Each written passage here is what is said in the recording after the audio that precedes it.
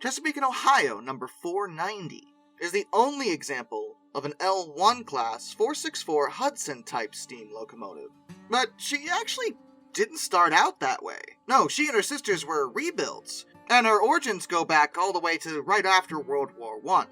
See, Chesapeake and Ohio was dealing with a sudden increase in passenger traffic at the time, and since the trains were getting longer, and therefore heavier, they needed a bigger locomotive.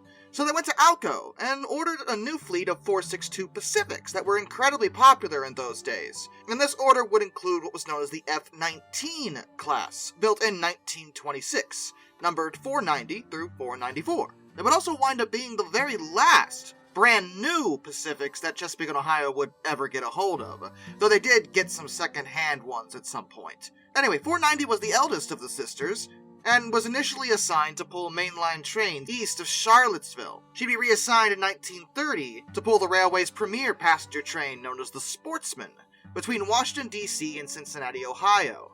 She also handled the George Washington, between D.C. and Louisville, Kentucky. Though by 1942, in the middle of World War II, 490 had been downgraded to secondary passenger service, since by that point C&O had gotten a bunch of larger locomotives, which included new Hudson's 464s, as well as 484 Greenbriers, which was just what they happened to call their Northerns, but regardless, they had larger locomotives, so they didn't want to use the Pacifics for their main stuff anymore. But during the conflict, their president, Robert R. Young, started working on a new passenger train as he wanted to upgrade the whole fleet. The train was supposed to be called the Chessie, and it was supposed to be hauled by the brand new M1 class steam turbine locomotives between DC and Cincinnati again. But given the fact that that technology was still untested by them, they decided to convert their F-19s into 464 Hudsons to help serve the Chessie as well, and since 490 had already done basically the same route, it made sense. 490 was sent to the Huntingville, West Virginia shop and received heavy modifications. Her original Baker valve gear was replaced with a Franklin type, a poppet valve gear. She received an extra trailing axle to accommodate her new, larger firebox. She got roller bearings, a front-end throttle, a high-speed booster unit, a cross-counterbalance, and new fancy streamlining that was mostly yellow, and it resulted in the crews affectionately referring to her and her sisters as Yellow Bellies, because yes, the whole family was remodeled, except for 494.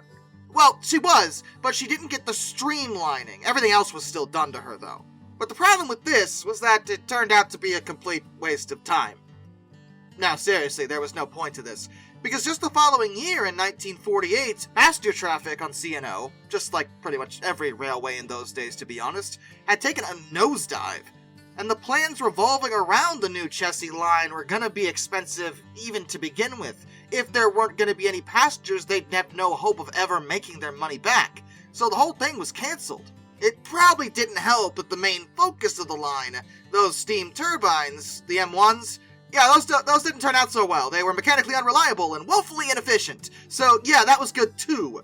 But 490 and her sisters were still perfectly fine locomotives. They still moved and worked. The modifications had been a complete success.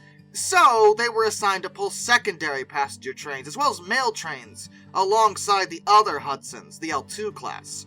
It was still somewhat of a waste because they had been created to pull premier passenger trains and they never really got to do that at all, and they would only remain in service in general for just a few more years. 1953 was the last year 490 in particular ever moved under her own power. She was, in fact, the very last steam locomotive to pull a scheduled passenger train on the C&O in April of that year. In the following years, 490 was, well, lucky. To be brutally honest, her sisters were all scrapped, as were every single other C&O Hudson. But she was kept around.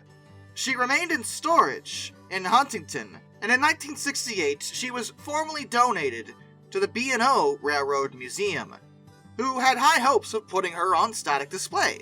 They gave her a cosmetic restoration in 1971, and she was moved to the museum's property in Baltimore in 1972. But unfortunately, she would be put on outdoor static display. next to a few other preserved locomotives. And this wasn't good. Granted, it wasn't the museum's fault, they only have so much room. I don't want to come down on them too hard, they do their best, I'm sure. But, naturally, being outside results in weathering, and wear and tear. Just the act of sitting outside causes things to deteriorate. And indeed, 490 began to suffer terribly over the following decades. The museum's volunteers only managed to give her one cosmetic repaint in the early 1990s. Outside of that, though, she just got to sit and rust, and that's good.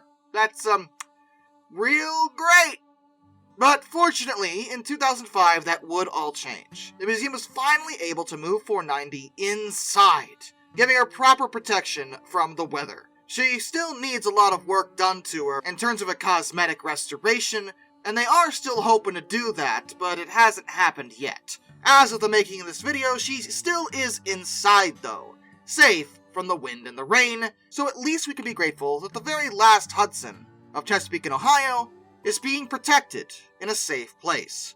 And with that, a special thank you to all my underwater train finders, Some2267, Orange Glass, Benjamin Owens, Anzac A1, Arthur Roy, Jack Parsons Road Videos, Lord Off 444, Isurfer 1405, Charles Kwiatkowski, Matt Weaver, Tom Redlion, NS Productions 8104, Wheeljack 8401, Rescues Greyhounds, The Baxter, Caleb Crosswhite, Andrew Bowen, Josh Johnson, Caleb Rainwaters, Prez Drenton, Master of None, Travis Dolinsky, Jared Brussel, JBL Explorers, Tommy Rossini, Ben McCullough, Panzer Kitsune 131-232, Mark Holding, G-Wiz, Mr. Terebel, Hayden DeGrow, Metal for Life Guy, No, Kurt Forkum, Ohio Trucker 1, Mitchell Cole, Mr. Sleepy, Dr. Racer 78, AET Museum, Railroad Preserver 2000, Williard Conklin, Windy City Rails, Liam Wright, DM Trouble Typhoon, Harry, Hannah Bird, Western Colorado History, Ryan Wehofer, Drew Debris, George Kenny, Murder Drone Stall, Kevin Wood,